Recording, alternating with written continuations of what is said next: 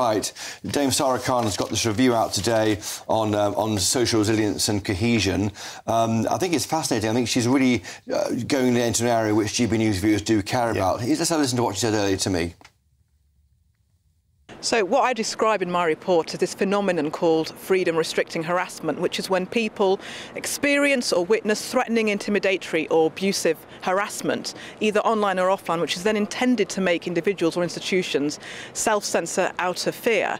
And so what our polling shows is that around 3/4 of the British public feel that they cannot share their personal opinion in public out of fear of receiving freedom-restricting harassment. And you'll be aware that there's been a lot of debate over the last couple of months, even years, about how parliamentarians and those in public life have been at the forefront of such abuse and harassment. What my report shows for the first time is that this is a much broader phenomenon where people such as academics and teachers, counsellors, journalists, civic society activists, people working in the arts and cultural sector are experiencing this awful kind of freedom-restricting harassment.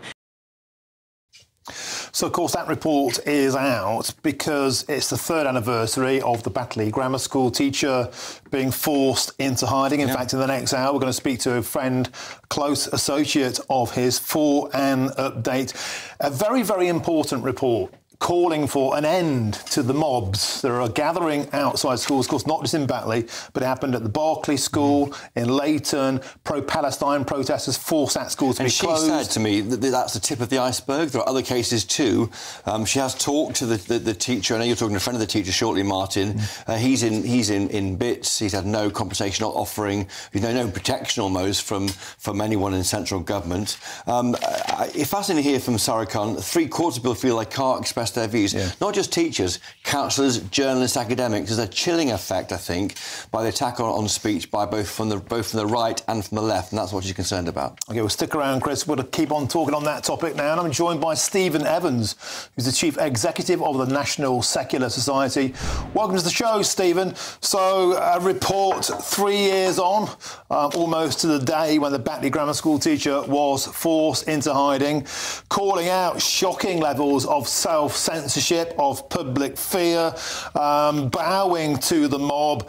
These protests will be called time on due to this report. Do you think it's too little too late?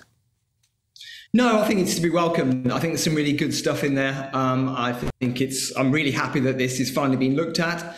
Clearly, there is growing religious diversity here in Britain. And while that can be a strength, I think it does need to be managed and nurtured. And given the current winds that we've got towards growing religious fundamentalism, Islamism, extremism, polarization, and the growth of disinformation, I think we really do need to take social cohesion seriously and actively look at how we can better create a more cohesive society and promote liberal democratic values better. And I think this report today from Sarah Khan is a really good, necessary contribution to that.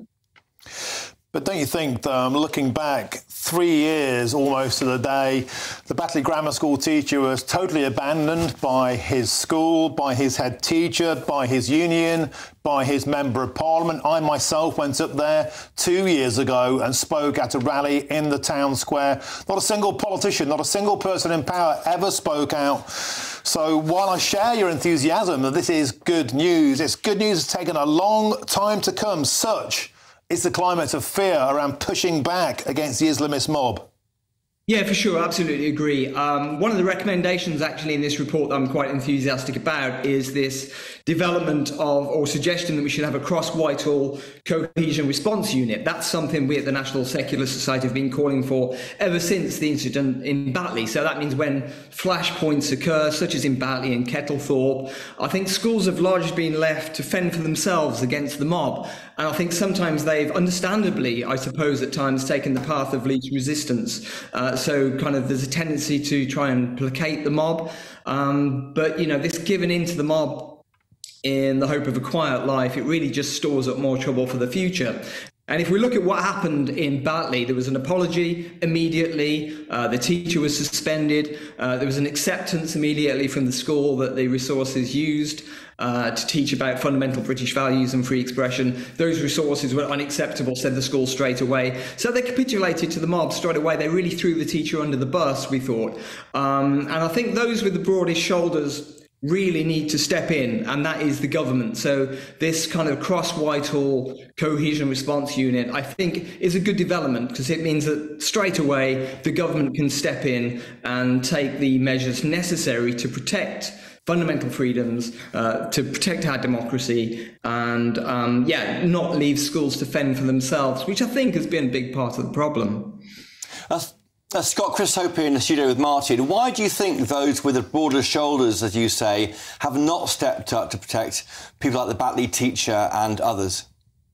Well, I think instinctively the government likes to leave schools to manage things locally, given the local circumstances, and that's not, not necessarily a bad approach in most cases. But when we're talking about threats from Islamist fundamentalists, I think that's more than schools and maybe local authorities and local police forces even can cope with. I think we need a more coordinated response from the government. So I think there's just a tendency to kind of